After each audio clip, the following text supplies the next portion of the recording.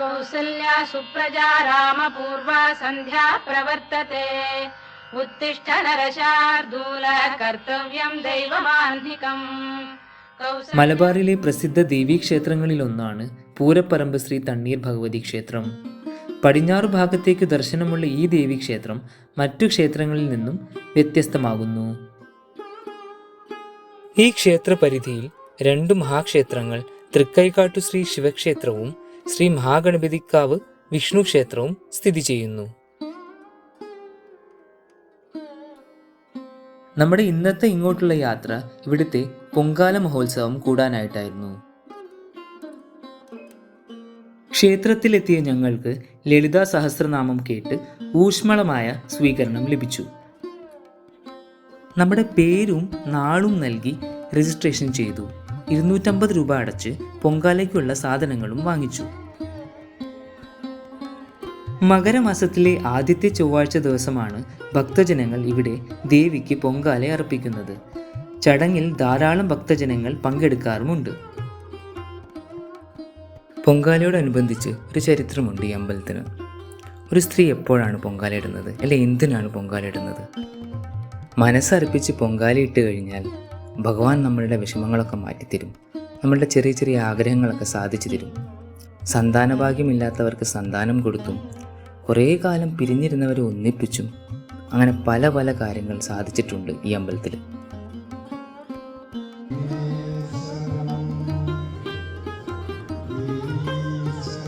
ക്ഷേത്രത്തിലെ പ്രധാന തിരുമേനി ആദ്യം പൊങ്കാലയ്ക്ക് തീ കൊടുത്തതിനു ശേഷം മാത്രമേ ഭക്തജനങ്ങൾക്ക് കൊടുക്കാൻ പാടുള്ളൂ.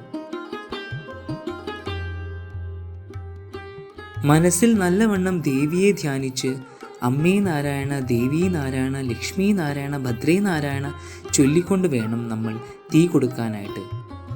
അടുപ്പത്ത് കലം വെച്ച് വെള്ളം ഒഴിച്ച് തീ കൊടുത്ത് ആ വെള്ളം തിളയ്ക്കുന്നത് വരെ കാത്തിരിക്കണം. എന്നിട്ട് ഓരോ കാര്യങ്ങൾ ചെയ്യേണ്ടത് എന്താണെന്ന് വെച്ചാൽ അത് നമുക്ക് തിരുമേനി പറഞ്ഞു തരും.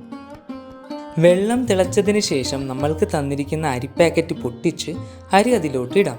എന്നിട്ട് അരി തിളച്ച് പൊങ്ങി വരുന്നത് വരെ നമ്മൾ കാത്തിരിക്കണം. എന്നിട്ട് ശേഷമേ നമ്മൾ ശർക്കര അതിലോട്ട് ഇടാൻ പാടുള്ളൂ. കലത്തിനകത്തിട്ട് ഇളക്കാൻ നമ്മൾക്ക് ചട്ടകം തരുമെങ്കിലും അത് അരി തിളച്ച് ശർക്കര ഇട്ട് ശർക്കര അലിയിക്കാൻ വേണ്ടി മാത്രമേ ആ ചട്ടകം ഉപയോഗിക്കാൻ പാടുള്ളൂ. ഞാൻ ഇനി നിങ്ങൾക്ക് ക്ഷേത്ര ഐതിഹ്യത്തെക്കുറിച്ച് പറഞ്ഞു തരാം. രാജാവ് പണി കഴിപ്പിച്ച മണ്ഡപം കിഴക്കോട്ട് ദർശനമായിട്ടായിരുന്നത്രേ സ്ഥിതി ചെയ്തിരുന്നത്. കുറച്ചു വർഷങ്ങൾക്കു ശേഷം ആഴ്വാഞ്ചേരി തമ്പ്രാക്കൾ കാളയെ വാങ്ങാൻ വേണ്ടി വടക്കു ദിശയിലേക്ക് പോകുന്ന വഴിക്ക് തൃക്കൈകാട്ടുമഠത്തിൽ വിശ്രമിച്ചു. അന്നത്തെ മൂപ്പിൽ സ്വാമിയാരുടെ അനുഗ്രഹം വാങ്ങി യാത്ര പറയുമ്പോൾ സ്വാമിയാർ നിങ്ങൾ പോകുന്ന ഈ വഴിക്ക് ഏകദേശം 1 നാഴികയ്ക്കുള്ളിൽ ദേവി മണ്ഡപം കാണുമെന്നും അവിടെ പ്രാർത്ഥിച്ചു പോയാൽ ഉദ്ദേശകാര്യം സാധിക്കുമെന്നും നിർദ്ദേശിച്ചു.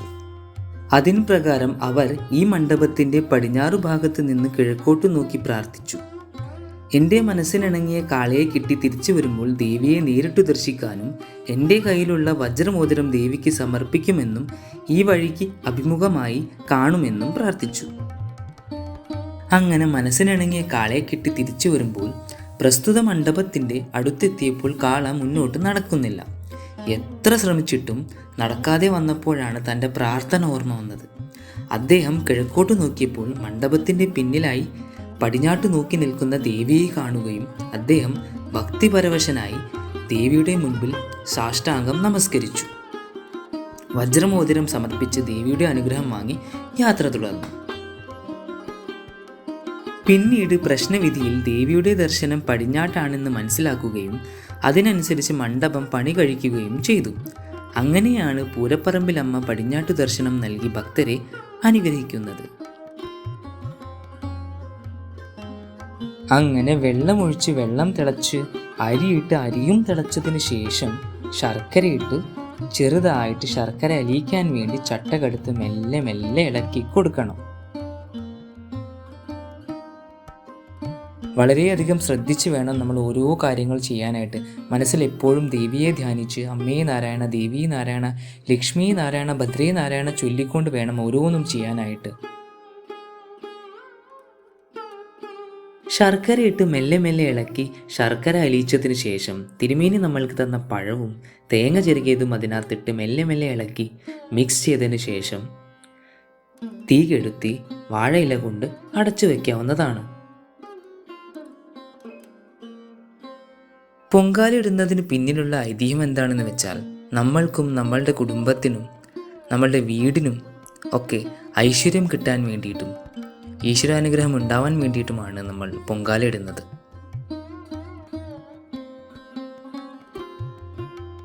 ഒരുവിധം എല്ലാവരുടെയും പൊങ്കാലയിടൽ പൂർത്തിയായി കഴിഞ്ഞാൽ തിരുമേനി വന്ന് തീർത്ഥവും പൂവും തളിക്കും. അതിനുശേഷം വീണ്ടും നമ്മൾ കലം ഇല കൊണ്ട് മറിച്ച് ഒരു കയറ് കൊണ്ട് കെട്ടിവെക്കണം. ഇത് പിന്നെ നേരെ നമ്മളുടെ വീട്ടിലെത്തിയതിന് ശേഷം മാത്രമേ സേവിക്കാവൂ.